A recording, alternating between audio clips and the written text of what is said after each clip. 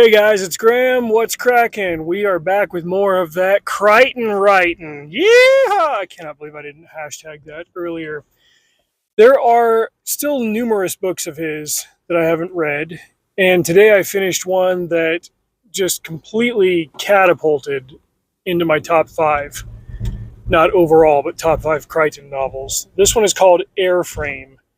I heard of it back in the day when I was more actively seeking out books of his, but since Jurassic Park was my gateway drug into his bibliography, I wanted some more of his far reaching or higher concept sci fi, and this one was more of a plain and straightforward techno thriller.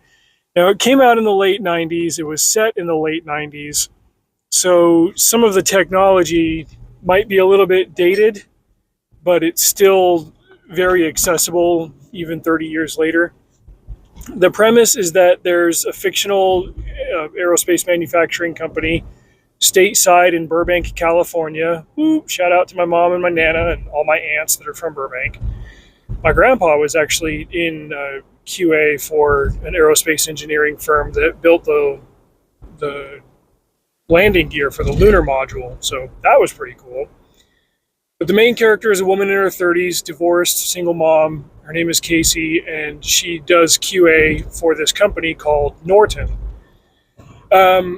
It's not directly analogous to any one company, but the closest it comes to is Boeing because of some historical comparisons.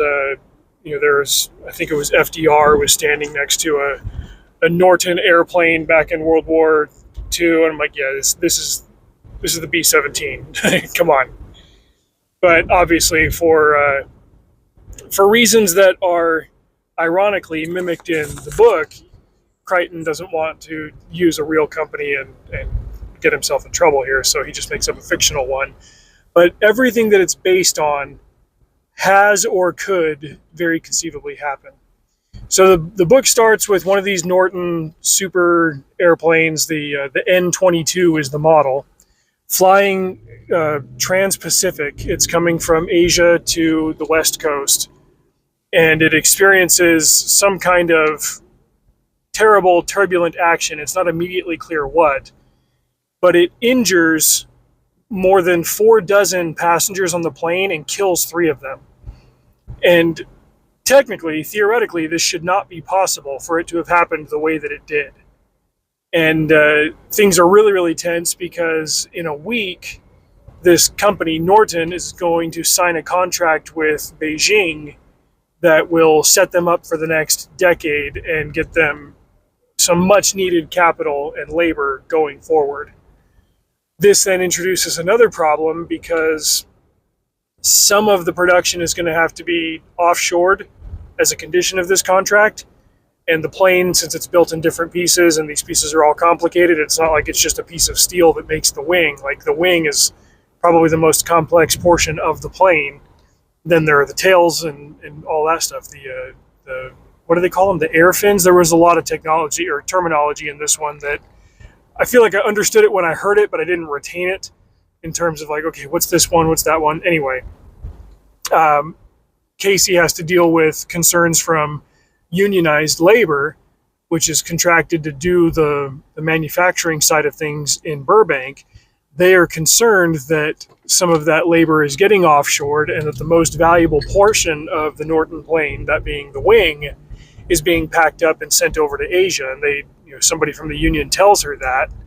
And she's like, no, the wing wasn't part of the deal with Beijing. It's just the tail. And they're like, no, the guys down in the packaging, they're saying that they've packed up tools to make wings. And she's like, I don't know, I'll look into that. There are a lot of moving parts to what's going on, and the timing of this accident couldn't have come at a worse moment in their negotiating phase with Beijing. All of that is to say that quality assurance and the internal investigation phase, they're under a lot of pressure to get this investigation done in a week when they would normally have a month to sort it all out. And as the investigation plays out, Casey quickly becomes aware of other more nefarious forces kind of lurking in the shadows and beneath the surface. There's some corporate stuff going on, as you might expect. And I started, as a good thriller reader likes to do, I started making my own guesses about what was going on, and I like that I didn't guess what it was, even though Crichton really kind of laid out what the options were. I had a roommate in college for one semester. Kid was kind of a punk, but in his defense, he was only 18, and he just didn't know like how to be a good roommate. And that aside, he was going to school to be a commercial pilot, and so we'd chat sometimes, and he would tell me interesting little factlets. And one of the things that he learned in his classes was that the staggering majority, almost to the point of completion, of airline accidents and errors and stuff are human error. Like, you can't build a system that is idiot proof. As the saying goes, they'll just build a better idiot. And that comes into play, I won't say exactly how, as they're figuring out and testing and investigating and doing all this stuff with the remains of the plane, trying to figure out and reproduce the problem. How exactly did this happen? What piece of the plane failed? And they're not sure how the human error could have played into it. Like, there's a puzzle to be solved, and until you get to the end, like, you get to go on this process of discovery with Casey as she figures out what the problem is, and also has to ward off hazards from the frustrated union and the media circling the story, smelling blood in the water. Like, there's so many facets to this story that just, man, like, this book was Michael Crichton bringing all of his talents and skills to bear to tell a very convincing, a very plausible, and an extremely compelling and fast-moving story. I might have tried to read this one back in the day, back in like 7th or 8th grade, but it wasn't the kind of story that I would have appreciated back then. Or maybe I'm getting it mixed up with something. There was another character of his, it might have been the main character in Sphere, now that I think about it, who had also investigated airplane crashes. So obviously this is something that Crichton had researched, and it was on his radar. Airplane joke. But this also ties in with another theme that he's explored in a couple of different of his books. And this one comes up a lot in the GC with the guys, with my writer friends that I talk to in one of the apps that I'm on.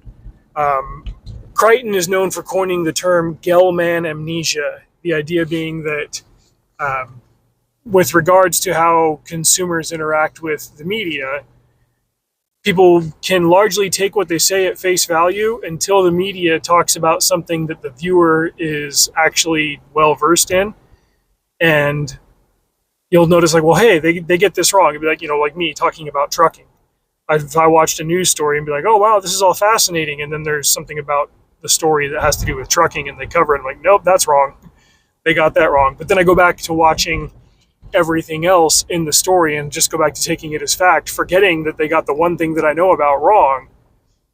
You oftentimes don't make the assumption that everything else they're talking about is wrong. All of this is to say that the media aspect of this story was, I think, like, in addition to all of the stuff about the airplane and what causes accidents and what kind of hazards they faced and the mechanical side of it and the legal side of it, the media side of this story was the most engaging portion of it, because even 30 years ago, he was pulling back the curtain and showing readers with this thriller, like, this is how media feeds you bullcrap, and they wouldn't get away with it if the masses weren't dumb enough to gobble it up. And it's one of those things, like, when you see it all laid out in front of you, like, you kind of feel a little bit of shame, because you'd be like, oh crap, that's been me. But damn, like, he just laid it all out so perfectly. And yeah, I'm gonna add this book to my library. It was just fantastic. Content warning for language. There's a spectrum for profanity. It starts with the heck word and goes up to the F -- word. He runs the full gamut. It never felt like it was like, okay, here's a monkey sitting at the keyboard spamming the naughty button. But it was definitely more present than it was in other works of his. So be aware of that. There was also some bedroom stuff. You were never there in scene, but you were usually there like the morning after, like, oh yeah, this was her arrangement with this guy, and he'd come to town and they would do the hibbity dibbity, and it's there. So um, I hear a siren. No, they're coming for me. Somebody doesn't like my reporting on a book that makes the media look bad. Yep, here it comes up right behind me. Well, it was nice knowing y'all. Anyway, check out Airframe. Excellent book by Michael Crichton if you haven't read it, with the caveat of the content warning being what it was.